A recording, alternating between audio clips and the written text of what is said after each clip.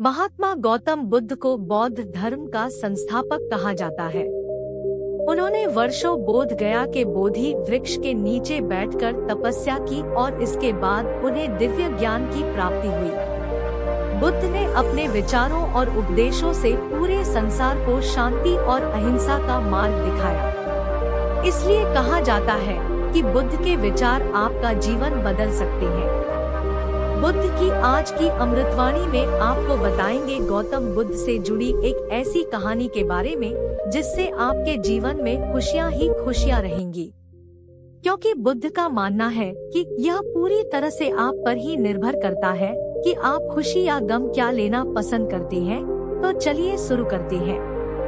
एक बार बुद्ध एक गांव से गुजर रहे थे, लेकिन उस गांव में लोगों के बीच गौतम बुद्ध को लेकर गलत धारणा थी, जिस कारण वो बुद्ध को अपना दुश्मन मानते थे। जब उस गांव में बुद्ध आए तो गांव वाले उन्हें बहुत भला बुरा कहने लगे और बदुआएं देने लगे। लेकिन इसके बावजूद भी बुद्ध गांव वालों की बात शांति से और मुस्कुरा कर चुपचाप सुनते रहे।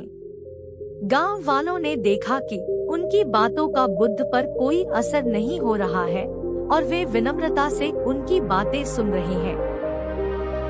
गांव वाले जब बोलते बोलते थक गए तो आखिर में बुद्ध ने कहा कि यदि आप सभी की बातें समाप्त हो गई हो तो मैं अब प्रस्थान करूं। बुद्ध की बात सुनकर गांव वाले हैरान रहे हैं।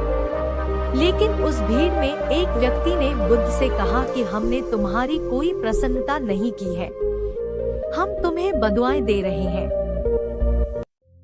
क्या तुम्हें इससे कोई फर्क नहीं पड़ता? बुद्ध मुस्कुराते हुए बोले, जाओ, मैं आपकी गालियां या बद्दुओं को लेता ही नहीं। आपके द्वारा दी गई गालियों से भला मेरा क्या होगा? जब तक कि मैं आपकी गालियों को स्वीकार ही नहीं करता, इसका कोई परिणाम ही नहीं होगा। जानते हैं, कुछ दिन पहले एक व्यक्ति ने मुझे बहुत सारे उपहार दिए, लेकिन मैंने उसे लेने से मना कर दिया। जब मैं लूंगा ही नहीं तो कोई मुझे कैसे दे पाएगा?